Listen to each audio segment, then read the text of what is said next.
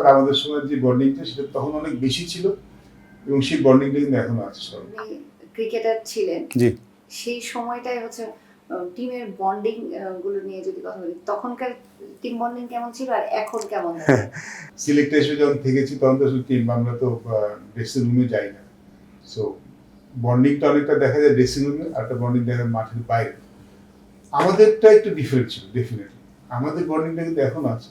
আমি কিন্তু এখনো ওই জাভেদ ওমর 2 দিন ফোন না করলেও কিন্তু মানে হয় যে কেন 2 দিন কেন ফোন করছে না, সানোয়ার হোসেনের সাথে সারাক্ষণ ওর বাসায় তো মানে একসাথে 2 দিন মানে চা কফি খেতে যাওয়া কিংবা কোথাও আড্ডা মারা। আমাদের যে বন্ডিংটা ছিল সেটা সম্পূর্ণ অন্যরকম ছিল। হ্যাঁ, উই আর আপসেট, আমরা তখন তো আসলে দেশের বাইরে ঈদ করার অভিজ্ঞতাটার কারণে, বাট দিন শেষে we are so much of A family. আমরা সবাই একসাথে এত ফ্যামিলি হতে ছিলাম, ওই কিছুদিন পর ভুলে গিয়ে সবাই পিছে লাগা, সবাই মিলে কোনো আড্ডা মারা, কোথাও খেতে যাওয়া, ওই গল্প গুজব করা।